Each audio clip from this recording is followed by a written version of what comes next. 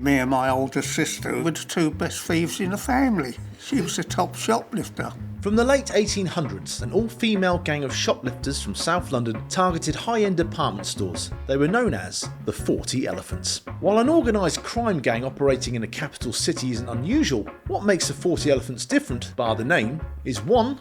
They were a woman-only syndicate, 2. They were presided over by a formidable leader known as the Queen, and 3. The proceeds from jobs were shared equally between the group. Active for at least 80 years, these fearless and highly organised women were responsible for the largest shoplifting operation ever seen in Britain. And one of those women was Mad Frankie Fraser's sister, Eva. Well, being a very good shoplifter, Eva got involved with a lot of them, and that's how it come about. She was part of what was called the 40 Thieves, which had been running for years and years, probably since about 1900. Top women shoplifters who just pillaged places long gone like Gamages, obviously Selfridges was another, and to be invited actually to join the 40 Thieves was something of an honour. They were women only, men were used only as a supporting cast. They were the chauffeurs and carried some of the goods out to the back of the car. She was well regarded. She was one of the best, Eva. And as I was growing up, whenever I had to buy a shirt, Eva made sure she nicked them for me.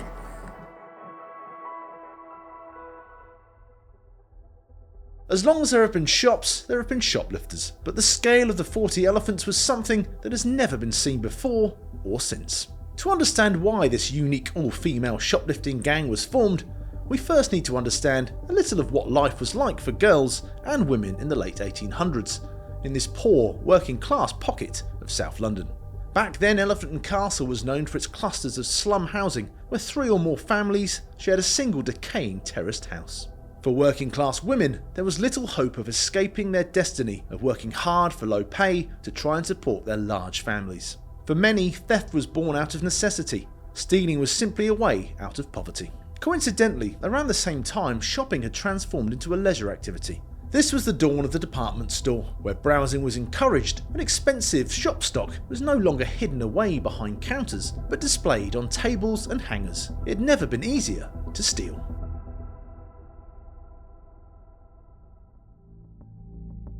While it's been speculated that the elephant part of their name came from the women's ballooning size as they stuffed stolen items into deep pockets, inside muffs, down their drawers, and even in specially tailored clothes ideal for concealing stolen items, it's more likely that their name came from the area of Elephant and Castle in Southwark, where many of the gang members came from and where they were largely based. The area itself was named the Elephant and Castle after a rough tavern in the district, famously home to the gang of thieves known as the Elephant Boys, many of whom knew, were married to, or were related to the all-female 40 Elephants. The number 40 in their name could well allude to 40 members, though recent research suggests they were likely at least double that number in their heyday.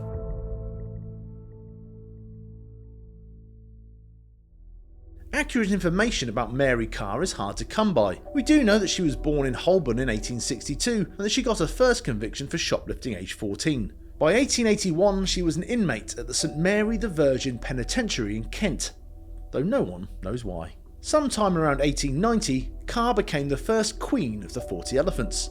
Her role included recruiting girls and women into her gang and teaching them how to take what they didn't have. Tactics and techniques used by Carr show that the 40 Elephants were far from opportunistic thieves. They were sophisticated and organised in the way they went about getting their hands on desirable goods to sell and make money. These included clothes specially adapted for theft. Think coats, skirts, dresses, bloomers and hats sewn with hidden pockets. Distraction. Small groups would occupy a shopkeeper while goods were stuffed under their bustles. And an extensive use of aliases. Mary Carr herself was also known as Molly Main, Eva Jackson and Annie Leslie, to name a few. Also, contrary to popular belief, the 40 Elephants didn't just shoplift, they were also experts in blackmail. Many men were forced to pay substantial sums after being seduced.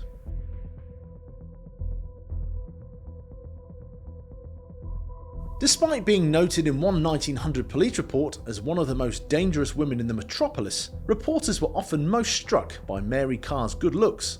But outside of her attractive appearance, she's almost always reported to have dressed exquisitely. Clothing was important to the work of the 40 Elephants, and not just the act of stealing it. The gang would vary their dress according to where they were and what they were planning to do. Sometimes they'd be dressed in highest fashion, other times they'd wear large cloaks or shawls disguised as maids to gain employment, only to ransack their employers' homes. Importantly though, they rarely wore what they stole, preferring to dress in legitimate high fashion. Stolen goods were instead sold through a network of specialist fences. This was still an extremely profitable enterprise when compared with the average working wage of less than £2 a week.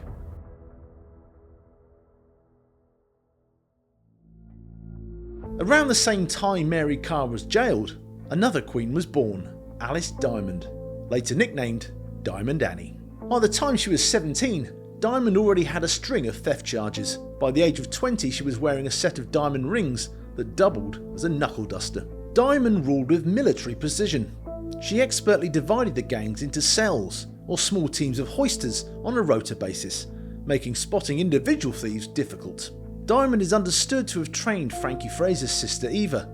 Together they would target London's most high-end stores, like Harrods, Selfridges and Liberty. Even more ambitiously, the 40 Elephants carried out a series of jewel heists during Diamond's leadership. When heat from the police became too much for the gang in London, Diamond took her criminal enterprise to the provinces, travelling by car to target stores as far away as Coventry and Liverpool. There was also a hoisters or shoplifters code that all members of the gang were supposed to adhere to.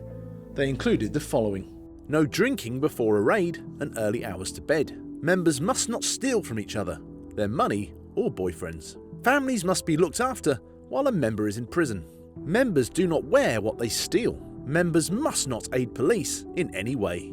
One question we haven't really answered yet is what they did with all the money they made. All the research seems to point to the fact that while they did improve their living conditions, when the 40 Elephants made money, they spent it extensively on glamorous outfits and parties. And while we don't know exactly what their income was, Scotland Yard estimated it to be hundreds of pounds a day, all spent in the pursuit of rich living, while always having enough left over to bail out anyone arrested, pay any fines, cover legal fees, and compensate gang members for time spent in jail. You might not be surprised to hear that the story of this intriguing gang doesn't stop here. In fact, after Alice Diamond was captured in 1925, the 40 Thieves went on to have a further 2 queens, Lillian Rose Kendall, aka the Bob-Haired Bandit, and the final queen of the 40 Elephants, Shirley Pitts, who died in 1992.